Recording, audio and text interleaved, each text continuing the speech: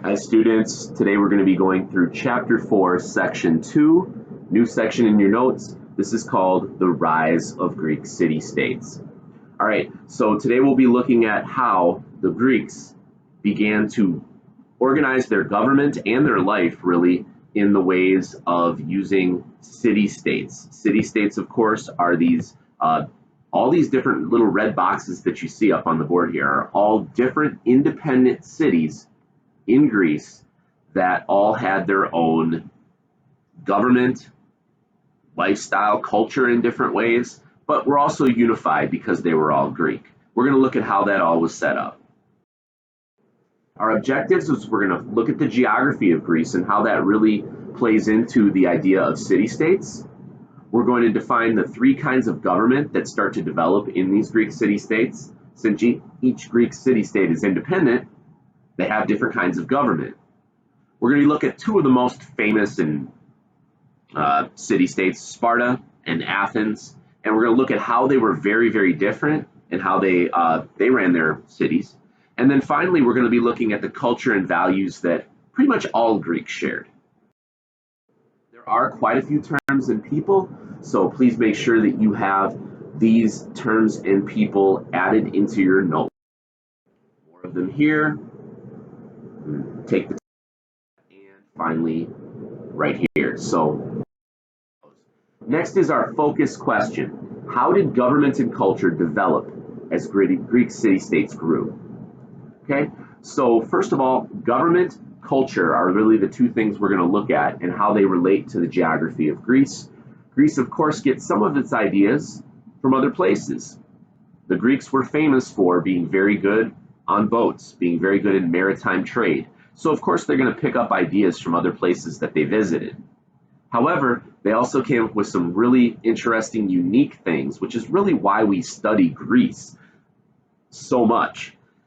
Greece comes up with some of these new things, especially in government and warfare, that really were pretty revolutionary. First, let's take a look at geography here. So, ancient Greece, it's very rocky. It's very mountainous. It's full of islands and jagged coastline. That really made for isolation. It's not easy to travel through Greece, especially by land. Because of that, it was hard for one king to rule multiple city-states. Imagine you're a king, if you follow my pointer here, imagine you're a king who has a city-state right here in this kind of valley, okay? Imagine there's another city-state on the other end of that mountain. It wouldn't be very easy as the king to rule both of those, because if there's ever any issue over there, it's going to take so long to try to get soldiers, supplies, and troops over there. It's hard to find out what's going on. Or if you live in this area right here, and there's another city-state on the other end, it's much easier just to have two separate governments because you're not really going to be traveling over that mountain very often. And that's exactly kind of how this whole idea of independent city-states came up. That doesn't mean they never communicated. And a lot of times when they did, since they were so independent and used to ruling themselves, a lot of times that led to rivalries and even wars between the Greek city-states. One other thing to understand too, of course, not only is there mountains that keep the city-states apart, but also just this coastline that has all of these jagged peninsulas and jutouts and islands and fingers attached to it. It wasn't a smooth coastline. It was jagged, which led to more isolation. Also a lot more dependence on using boats as the means of transportation instead of foot travel.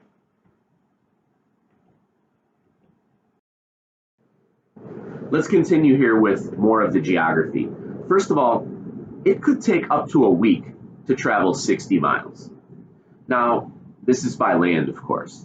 Now, if we're thinking about that, a week to travel 60 miles, it was pretty typical for a fit soldier, a fit person who's walking back at those times to be able to do 20, 25, maybe even up to 30 miles per day. That was not that uncommon, especially back in those days when foot travel was one of your main options. In Greece, it could take up to 7 days to go those same 60 miles because you're having to traverse mountains and valleys and jagged areas. So, since it's so tough to travel by land, people did it less a lot of times. And that led to those isolated city states. Another thing, summers were hot. Basically, two seasons in Greece. You got hot and dry summers and winters that are cool and rainy. Rainy, not snowy, because Greece does have a more moderate climate. You got your rain and your snow, your rain in the wintertime. There was snow maybe on some of the very highest mountains in Greece, but that's it. And then one of the most important factors of all with the geography of Greece, only 25% of the land in Greece can be farmed. 1/4 of their land. Most of their land is so rocky, so unfarmable, that it's useless in respect to farming. So they had to really pick that any land that could be farmed was farmed. Their main crops were olives, not because they loved olives. I mean, sure, they'd eat them. But can you think of the product that olives were necessary for? It was oil. Olive oil was super necessary. Basically, they'd use it in all their cooking. It was basically their oil that they would use to make bread, their oil they would use to season their food or to cook with. It was also a product that you could burn as a fuel. So olive oil was extremely a valuable plant. Lots of olive groves in Greece. Another one, grapes. Of course, not only can you eat the fruit, but it also creates the product of wine, which was very important back in those days, not just for drinking wine that way, but also for purifying your water. A lot of times, ancients would pour a little bit of wine into water to purify the water. The alcohol kills bacteria. And then finally, wheat. Of course, to make bread, number one food product, you need to have wheat. But 25% of the land, that's not enough to provide food for all the Greeks. They were forced to trade with other places to get the food that they needed. As you can see, this land right here, good place to grow food, but all this land over here, not a good place to grow food. The trade that involved, well, since Greece is so rocky and not a lot of trade that can be had, or a lot of food that can be grown, well, what they did have though is accessibility. Almost every Greek city-state was right next to the water. So you hop on your boat, you sail over to a different area, like over here, that might have better farming, and you would trade.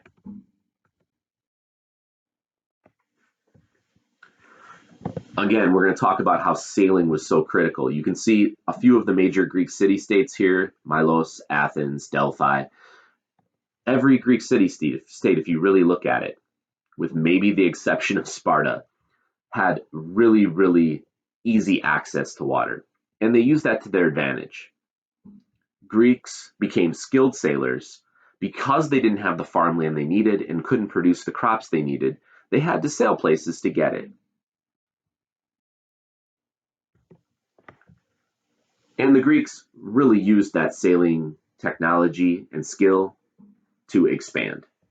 You see, what the Greeks would do, you can see all these different orange areas are places where Greeks actually lived and created colonies. Now, a colony doesn't mean you conquer an area. A colony means you take some of your people to live there. So what the Greeks would do, since we don't have enough food or products for our own land, you take a few boats full of Greeks, a few hundred Greeks or something like that. You sail over here to this area that has much better farmland. You drop those Greeks off, you get them started, you help them build a village, and you say, you know what you guys are going to do? You can make a good living farming because you're going to have constant trade with us. We're going to bring you products that you can't make since you're busy farming, and we're going to trade you for your farm goods, and we're going to have a good relationship. These people are still considered Greek. These people still speak Greek. Of course, they probably pick up a few things from the land they're living in, but this brings up a relationship where Greek culture is now spreading all the way over here to Spain, to Italy, down to Egypt, over here to Asia Minor. The Greek culture is spreading because of these colonies that are being set up all around. Now let's talk about the Greek city-states themselves. What did they look like? Well, first of all, the land is very rocky, as we talked about. So oftentimes Greek city-states are built with different levels. Uh, Usually there's a hill close by. I mean, anywhere you go in Greece, there's going to be a hill close by. And that's where you would build what's called the Acropolis. Acropolis is usually built on the main hill of the city. Usually you have your most important buildings up there, perhaps government buildings, perhaps a palace, definitely a temple or two. And these would be some places where the Greeks would go. You could see this is one of the most famous Acropolis in Greece of Athens. This is their major temple up here. You can see a theater right here, which was important in Greek culture as well later on. And then as you get down to maybe the lower parts, there's a walled city, and you can see some of the remains of this wall here. And that would protect some of the inhabitants that would live on the lower levels of the city. Another important aspect of Greek building is that the citizens, which were the free people who lived in the city, shared the responsibility in a lot of these Greek cities. Many ancient cities that we've looked at, the rule was by one king. And after the king and maybe some of his high nobles, the importance of the people drop off rapidly. The king and the nobles barely care about the lower people in the city. In a lot of Greek cities, that was very different. Citizens shared responsibilities in the city. They worked for the good of the city, and they had more say in the city in what happened than many other places in the ancient world. Of course, who's a citizen? Well, a free person. The Greeks had many slaves from their different conquests, but you had to be free to be a citizen. You also had to be male, and then you also had to be a landowner. So not everybody was a citizen, but a very much larger group of people had power in Greece than many other ancient cultures. Different forms of government we're going to look at that happened in Greece. Because each Greek city-state was its own independent state, independent government, different governments start to develop in Greece. Of course, many Greek city-states had monarchies, and this was the most ancient form of Greek government, where a king rules. He has all central power, and when the king dies, his son becomes the next king. That's a monarchy. We're pretty familiar with that. Most ancient cultures had this type of government. The next type of government, though, that starts to happen in some of these Greek city-states is an aristocracy. And what an aristocracy is there's a certain land-holding elite. This land-holding elite, of course, they're wealthy, they own the most land, and when they die, they pass on that land to their children, so their children become the next part of that aristocracy. And this group of people really hold the power in the city-state and rule together. And that is very, very close and even related to the next form of government that starts to happen more and more in Greece, which is called an oligarchy. And an oligarchy is a government where the power isn't in one person's hand again. And in this case, it isn't just in the hand of this hereditary group of people, this group of people that passes on in the same exact families, but it has a lot more to do with wealth. So again, it's a small group of people who hold most of the power, but the power really depends on how wealthy you are. Wealth is, of course, determined by land, but it can also be determined by other things. Maybe you're able to have a really, really successful business that makes you one of the wealthiest persons in your city. If that's the case, you would likely be included in the oligarchy, even if your parents weren't necessarily in it. So this opens up more people to the opportunity to participate in government, even though at this point we're still talking about a pretty small group. As these new forms of government happen, there's new kinds of warfare as well. One of the biggest things is iron weapons replacing bronze. Bronze was expensive. It was expensive to make. It was expensive to work with. And that meant that the really rich people really affected all of the fighting. If you wanted to have bronze weapons to fight, you need to be provided those bronze weapons by the rich. And so the rich really controlled the army because of that. Well, now affordable iron weapons start to happen. And iron weapons, a lot less expensive than the bronze, this starts to make middle class people able to purchase these type of weapons. They're able to purchase weapons, and if you have a weapon, you can participate in the army. And if you can participate in the army, you have the ability to move up the social ladder. And this is kind of what happened in Greece. People could afford these weapons. They could buy their own weapons. They could participate in the army. And if you're in the army, you have the opportunity to increase your lot in life because you can go fight. You can get part of the spoils of war. And that really includes more people in Greece in the fighting and in the power. Greeks also start to have this new style of fighting using what's called a phalanx. And a phalanx is this fighting style where you don't all spread out. You have these really, really locked in formations where you depend on the person next to you. Your shields are touching each other. Your spears and swords, you all depend on each other to fight. And that really created unity in the army. You were fighting next to the man next to you, next to the man next to him. And it didn't so much matter about class because you all depended on each other. This is a picture of what a phalanx would look like. And you can see it's extremely organized, extremely packed in. And you depended on everyone doing their job in the phalanx to be successful. And let me tell you, this fighting style at the time was extremely successful. It was very hard to defeat a phalanx.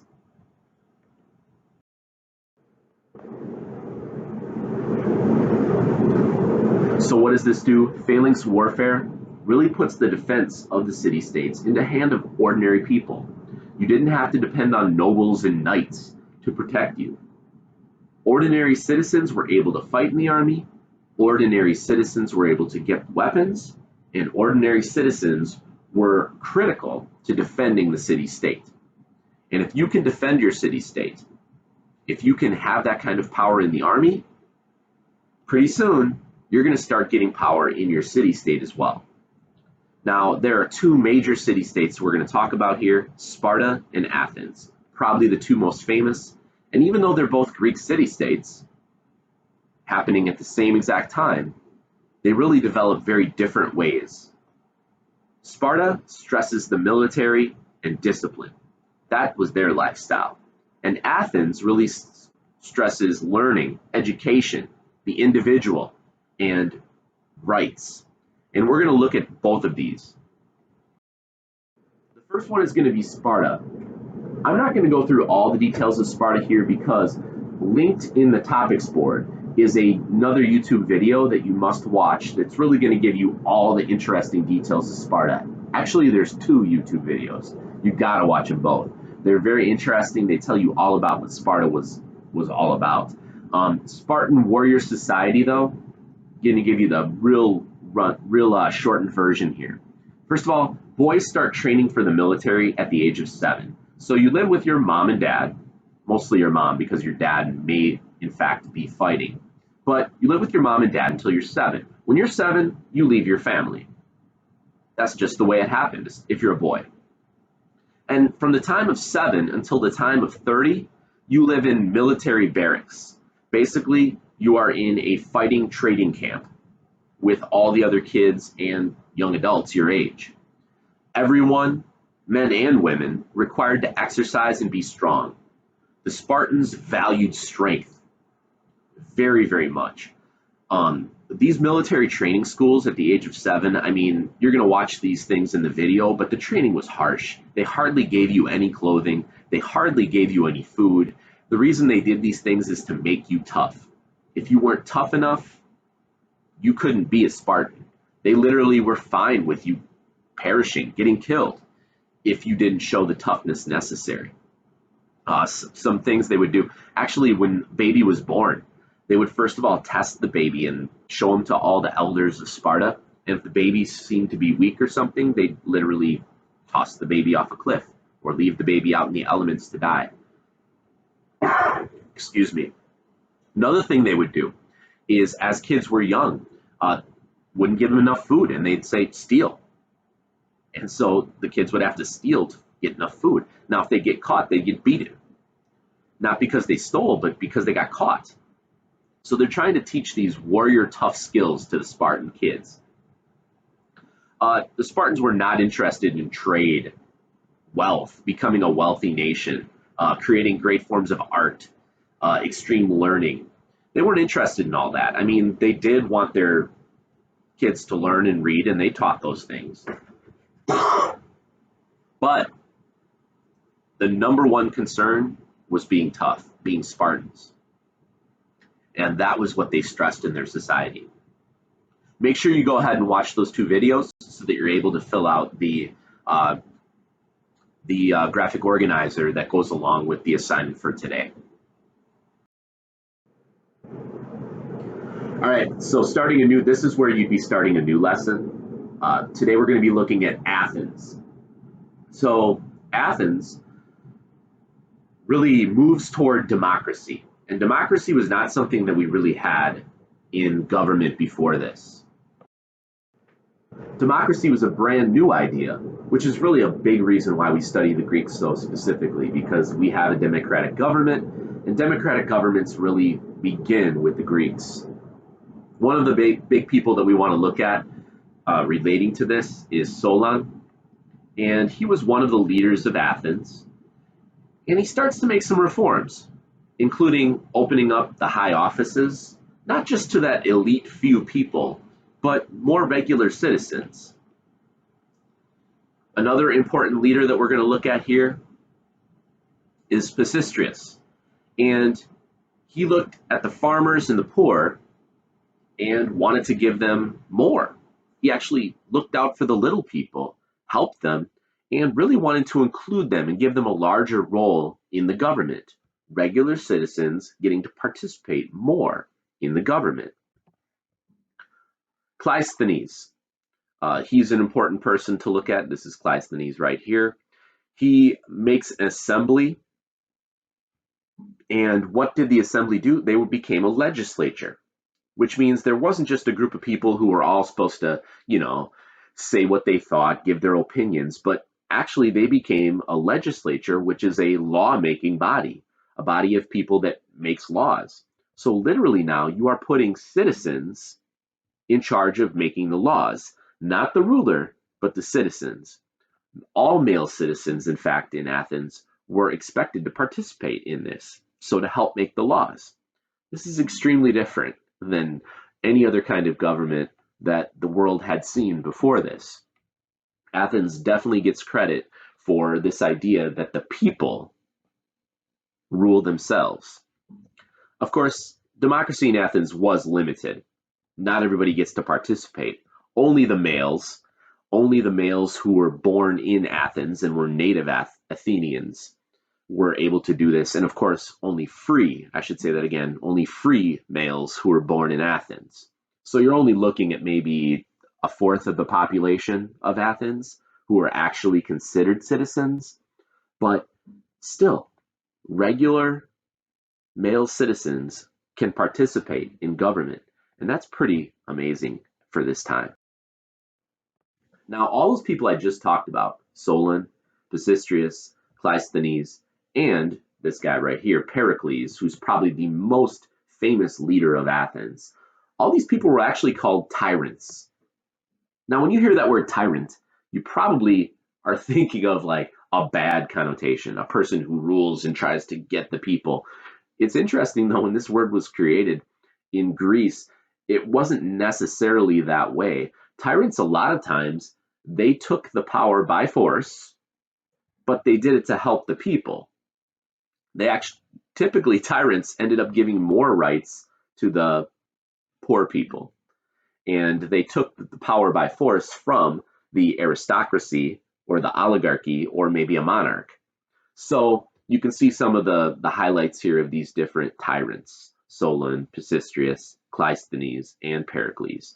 Cleisthenes gets credit for establishing the first true democracy, Pisistratus helping the poor, and Pericles being the ruler of Athens at its highest point.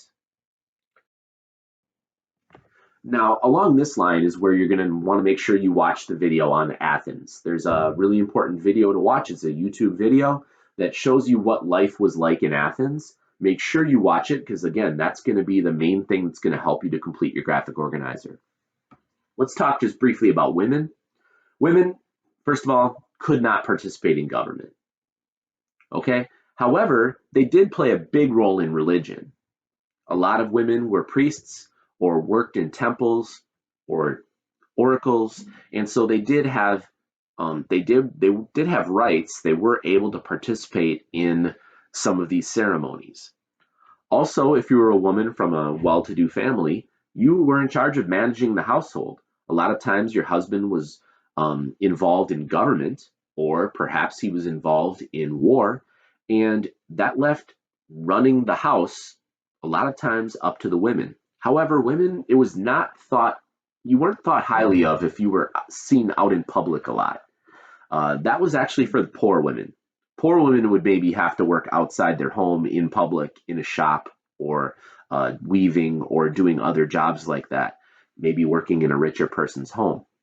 However, if you were a wealthy woman, you pretty much mostly stayed in your home or in other rich people's homes. Athens really held up education and learning as one of their biggest things. Athenian boys learned how to read and write, the Greek language.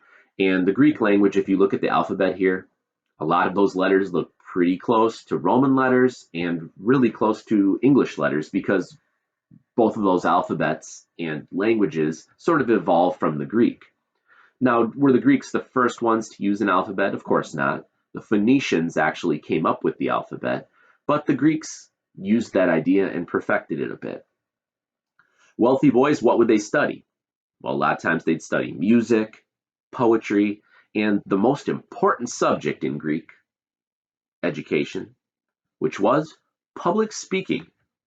Speech class was the most important class to Greeks because they wanted to be able to say their ideas in a educated and formal and convincing way whenever they were going to talk in the government. Because if you could speak well, people would listen to you. And if people would listen to you, your influence and power would increase. So, of course, public speaking was really critical. Now, even though city states were very different, and we've looked at Athens and Sparta and how these two governments look at the world very, very differently. Greeks, even though they're very different, they do share some things that brought them together. One of the things they share is the same language. Spartans and the Athenians, even though they are very different and look at the world differently and have different governments, they speak Greek. They also pray to the same gods, which is a unifying factor, including the highest of the gods, Zeus, and they basically worshiped the same way. And the last thing, and I think this is maybe the most important thing that Greeks shared in common, is the sense of superiority over foreigners. Greeks thought Greeks were the best. And even though they might hate other city states, those city states are still Greek. The one thing that unified Greece more than anything else is if someone who was not Greek would try to mess with them. That would bring all the Greeks together. Because one thing that Greeks knew is that they were better than everyone else. Finally, the last thing right here we're going to talk about today is Greek mythology. A lot of people are very familiar with Greek mythology. Some of the stories that the Greeks used their gods to explain different events in the world. A lot of current, TV shows and movies and stuff like that use Greek gods now.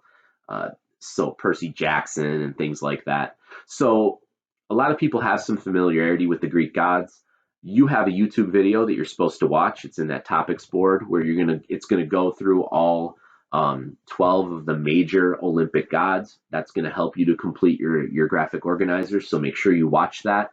One other thing, the Greeks not only believed in all these different gods that did play a role in their lives, but they also believed in prophecy.